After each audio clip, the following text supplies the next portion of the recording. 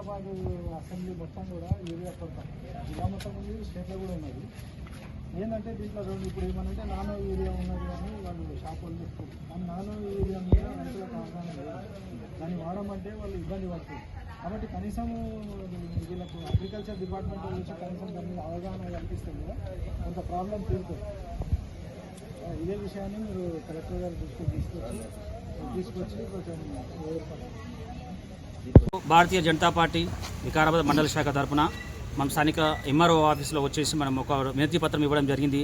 దేనికోసమంటే రైతులు పడుతున్నటువంటి గోస, యూరియా సరైన సమయానికి సప్లై చేయకుండా మరి బ్లాక్ మార్కెట్కి వెళ్తుందా యూరియా, ఎక్కడ వెళ్తున్నటువంటిది రాష్ట్ర ప్రభుత్వం సమాధానం చెప్పాలి.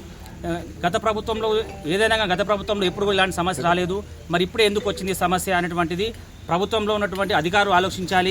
ప్రభుత్వంలో ఉన్నటువంటి రాష్ట్ర మంత్రులు కానివ్వండి, ముఖ్యమంత్రి గారు కానివ్వండి, ప్రతి ఒక్కరు ఆలోచించి మరి రైతులకు వెంటనే ఈ ఏదైతే రైతులకి యూరియాకు సంబంధించినటువంటి కష్టాలు పడుతున్నారో రైతులు వారికి తగిన న్యాయం చేయాలి. వెంటనే వాళ్లకు సరైనటువంటి పద్ధతిలో సరైనటువంటి రీతిలో వారికి యూరియాను సప్లై చేసి కష్టాలు తీర్చాలని చెప్పి మేము భారతీయ జనతా పార్టీ వికారాబాద్ మండల శాఖ తరఫున డిమాండ్ చేస్తున్నాం. ధన్యవాదాలు. ఉన్నది అని చెప్తున్నారు అందరు, కానీ దాని మీద రైతులకు సరైన అవగాహన లేక దాన్ని తీసుకొని వాడడంలో కూడా రైతులు లేదు.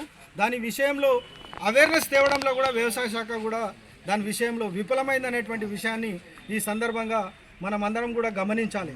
ఇప్పటికైనా ఈ రాష్ట్ర ప్రభుత్వం రైతుల పక్షాన నిలవాలి. ఎందుకంటే అతి భారీ వర్షాల వల్ల ఈ ప్రాంతంలో వికారాబాద్ జిల్లాలో అనేక రకాలైనటువంటి నష్టాలకు గురి అయినటువంటి రైతాంగం చాలా వేదనతో ఉన్నది. ఈరోజు వారికి మళ్ళా పుండు మీద కారం జల్లినట్టు ఈరోజు యూరియా లేక డిఏపి లేక అనేక రకాలైనటువంటి ఇక్కట్లను కల్పిస్తున్నటువంటి రాష్ట్ర ప్రభుత్వం వెంటనే చర్యలు తీసుకోవాలి. లేకుంటే దీనిపైన తీవ్రమైనటువంటి చర్యలు భారతీయ జనతా పార్టీ తీసుకుంటుంది. అవసరమైతే అనేక ఉద్యమాలను నిర్వహిస్తుంది. రైతుల పక్షాన ఈ ప్రభుత్వంతో నిరంతరం భారతీయ జనతా పార్టీ పోటీ చేస్తుందని ఈ సందర్భంగా తెలియజేస్తున్నాను.